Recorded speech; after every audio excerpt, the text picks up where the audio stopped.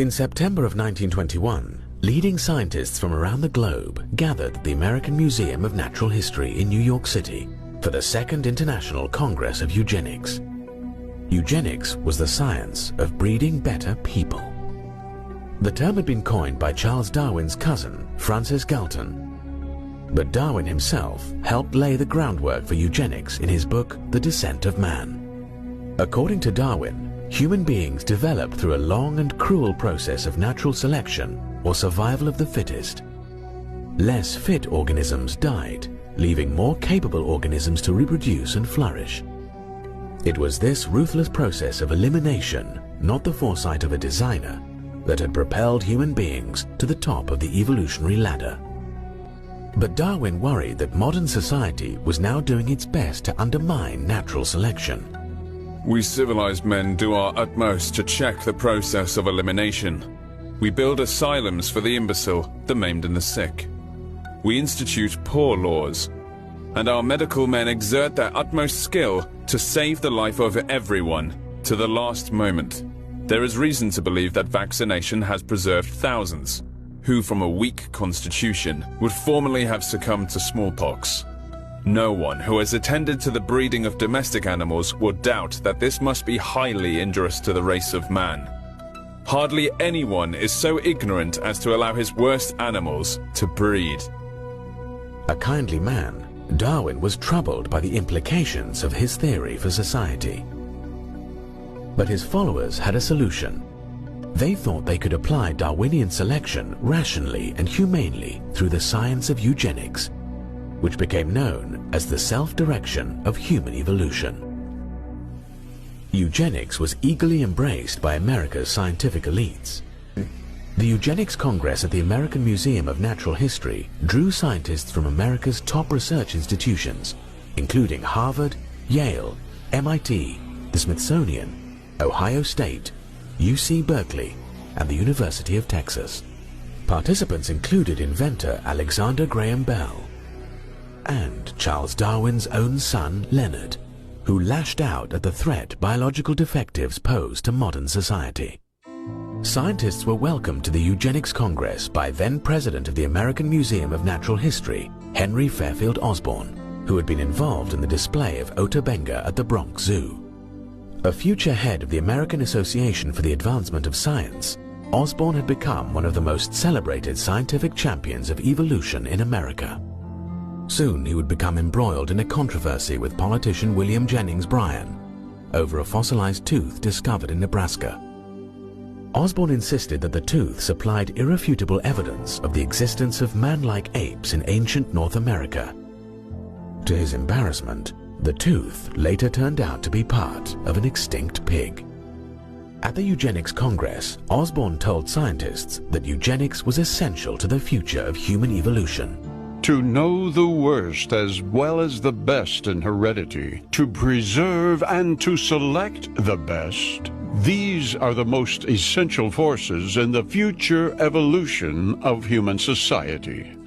Osborn also attacked racial intermarriage. 500,000 years of human evolution have impressed certain distinctive virtues as well as faults on each race. Put three races together, you are likely to unite the vices of all three as the virtues. Osborn argued that racial groups should be studied to determine what tasks each race is best fitted to accomplish. But it was clear that he already thought he knew the proper place of non-whites. If the Negro fails in government, he may become a fine agriculturalist or a fine mechanic. The American Museum of Natural History accompanied the Eugenics Congress with a major museum exhibition designed to sell eugenics to the American public. Participants included America's top publishers, insurance companies, government agencies, and private groups like the American Red Cross. As many as 10,000 people attended the special exhibition. There were no live humans put on display at the eugenics exhibit, but it was still a kind of human zoo. It put human racial groups under the microscope to judge their worth to society.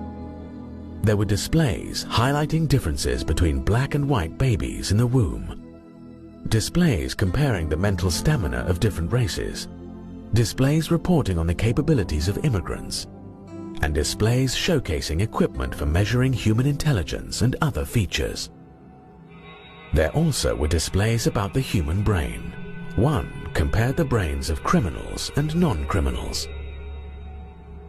But the most extensive brain display was created by anthropologist Alois Hrdlicka from his growing collection of embalmed brains. Hrdlicka left his original specimens stored in jars at the Smithsonian, but he brought gelatin models of the embalmed brains of apes and 3 races of humans. Hrdlicka's presentation filled 7 separate display cases. It also included a series of skulls from Native Americans. The skulls purported to show that Native American brains revealed primitive features from earlier stages of evolution. In the midst of more sophisticated displays were cruder exhibits featuring the blatantly racist books of Madison Grant and Lothrop Stoddart. Stoddart had published The Rising Tide of Color Against White World Supremacy. Stoddart claimed that whites were in danger of being overrun by the colored races of the world, and he argued that immigration from what he called lower human types had to be rigorously curtailed. Eugenists pretty universally viewed immigrants and people of non-white races as a drag on the human race. Eugenists viewed blacks and Mexicans and Hispanics as throwbacks, evolutionary throwbacks that were lower races in evolutionary terms and therefore were a drain on modern society. And they justified this in the name of Darwinian science. You know, there were racists before the eugenists. The interesting thing about the eugenists was the way that they built on top of Darwinian biology and claimed that there was a scientific justification for racism. The eugenics exhibition advocated a chilling agenda for public policy, including forced sterilization and harsh new restrictions on immigration. It also promoted a radical proposal advanced by the Eugenics Record Office, one of the eugenics groups participating in the exhibition. The proposal called for assembling biological profiles on all Americans to determine whether they were biologically fit to mate. The Eugenics Records Office was so extreme, they wanted to hold records on everyone in the United States, biological records showing their family trees, so that if you wanted to marry someone, you could write to them and they could tell you whether the person you were wanting to marry had a fit family tree in evolutionary terms, so that you could marry them, or if they had bad heredity so that you couldn't. And in fact, they had exercises and packets that were given to biology teachers around the country, that one of the exercises you were supposed to do in your biology class when you were studying evolution and then eugenics was to have kids fill out this form with their family tree of who were the black sheeps of the family, what diseases they had in the family, so that these could then be sent off to the Eugenics Records Office and their vaults, and so that they could keep records on everyone. The American Museum of Natural History, later called the Eugenics Congress of 1921, perhaps the most important scientific meeting ever held in the museum. A decade later, the museum was at it again, hosting the Third International Congress of Eugenics in 1932. This time, it put on an even more extensive museum exhibition for the public. At the entrance to the exhibit hall were placed the busts of 2 men accredited as the founding fathers of eugenics, Francis Galton and Charles Darwin. Although some scientists raised concerns about eugenics, probably the strongest opposition to the movement came from traditional religion. When Nebraska's legislature passed a forced sterilization bill in 1913, Governor John Morehead, a Presbyterian, vetoed it. Morehead argued that the legislation not only violated the state's Bill of Rights, it also offended a higher law. This proposed legislation seems more in keeping with the pagan age than with the teachings of Christianity. Man is more than an animal. While many modernist clergy supported eugenics, theologically conservative religious figures were much more skeptical. American evangelical William Jennings Bryan, for example, denounced eugenics as an impossible system for scientific breeding under which a few supposedly superior intellects, self-appointed, would direct the mating and the movements of the mass of mankind. But the most consistent opposition to eugenics came from Roman Catholics. In 1930, Pope Pius XI strongly condemned forced sterilization for eugenics in one of his encyclicals. The Pope criticized eugenists for asking the government to assume a power which it can never legitimately possess. Across America, Catholic clergy actively resisted the eugenics crusade.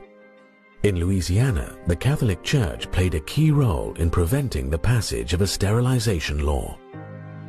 Catholic opposition to eugenics was so pronounced that some eugenics groups targeted the Catholic Church for attacks. The Human Betterment Foundation in California was dedicated to promoting eugenics through forced sterilization.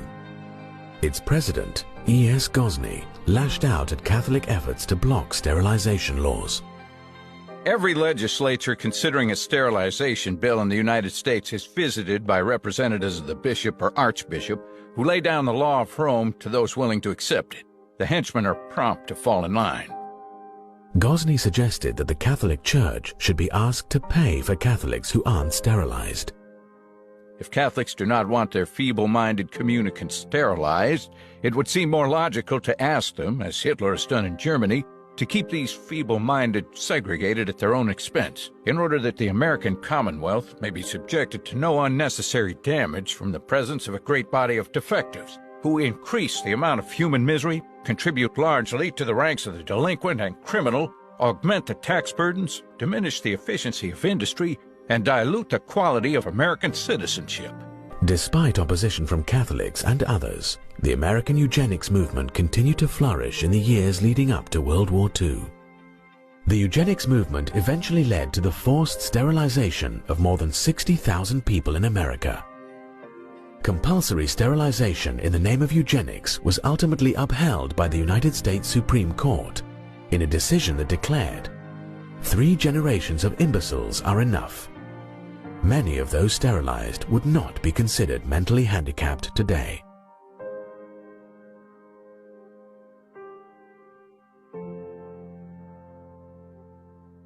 The eugenics movement also succeeded in securing the passage of a draconian immigration law that sharply restricted the flow of non-Nordic ethnic groups into the United States. While considering the legislation, the United States Congress invited testimony by a leading eugenist on the biological aspects of immigration. Starting in the 1920s in particular, there was a huge push for immigration restrictions on people who were coming from non-Germanic, non-Northern European countries, and so people coming from Mexico to the United States, or people coming from Africa or Southern European countries that had people that the eugenists viewed as evolutionarily backwards. They had to be stopped because they were going to destroy our society. But the most horrifying implementation of eugenics policies took place not in America, but in Nazi Germany. The Nazis ultimately sterilized more than 300,000 supposed hereditary defectives in the name of eugenics. They then started gassing the disabled at special medical facilities. It was in these killing centers that the Nazis began to perfect the methods they would later use to exterminate Jews. The sordid history of eugenics and the mainstream scientific community's embrace of it remains completely unknown to many Americans. So does the scientific community's involvement with social Darwinism and scientific racism, including human zoos. It's a history some people are still trying to cover up.